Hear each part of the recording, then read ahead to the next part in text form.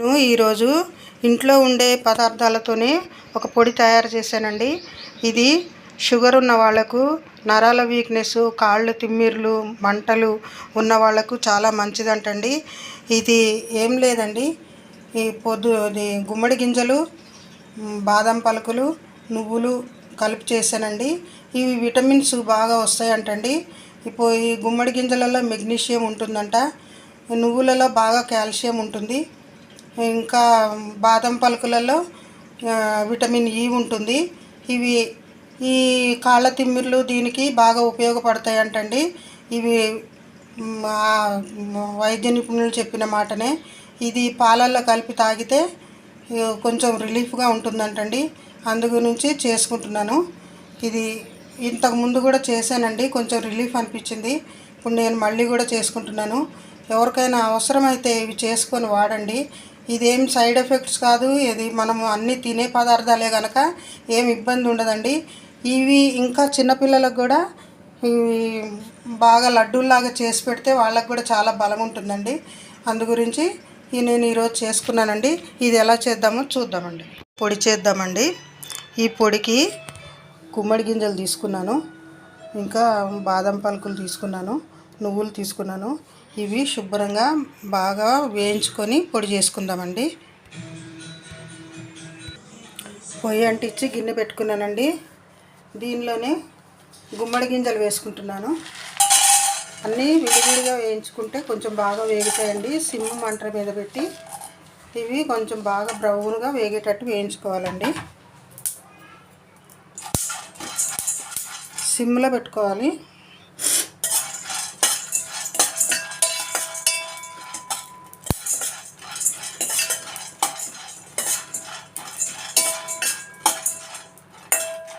ఇలా కొంచెం బాగా వేయించుకోవాలండి. ఇలా వేగినాయండి. ఇవి సిమ్లో వేయించుకుంటే బాగా లోపల వరకు వేగి బాగా వేగుతాయండి. ఇవి వేగిపోయినాయి. ఇవి తీసుకొని ఇంకా వేరే వేసుకుందామండి. ఇవి బాగా వేగిపోయినాయి. ఇవి ప్లేట్లో వేసుకుంటానండి. దీనిలోనే బాదం వేయించుకుంటున్నాను.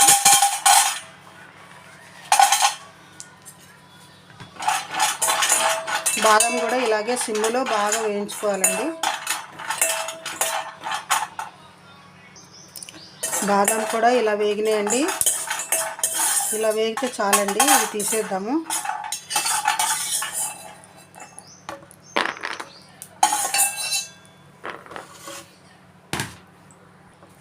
నువ్వులు కూడా వేయించుకుందామండి.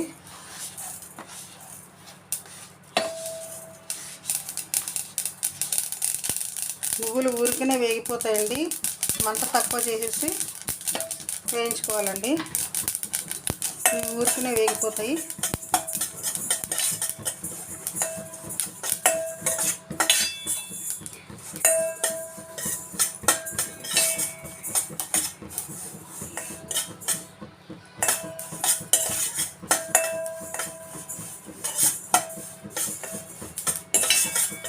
చాలా చిన్న మంట మీద పెట్టి వేయించుకోవాలండి నువ్వులు.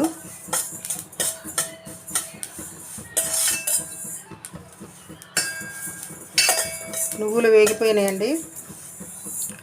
ఇలా వేగినాయి. ఇవి కూడా ప్లేట్లో వేసుకుందాము. ఇవి మొత్తం బాగా చల్లారిన తర్వాత పొడి చేసుకుందామండి. ఇలా మెత్తగా పౌడర్ చేసుకున్నామండి. ఇది కొంచెం ప్లేట్లో వేసి చల్లారనివ్వాలి.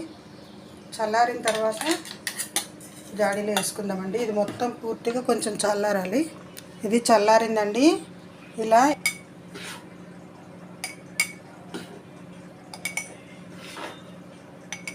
ఈ పొడి నిలువ బాగానే ఉంటుందండి, ఎన్ని రోజులైనా ఉంటుంది. ఇది మనము ఒక కప్పు పాలల్లో ఒక స్పూన్ వేసుకొని తాగాలండి. ఇది చాలా మంచిది.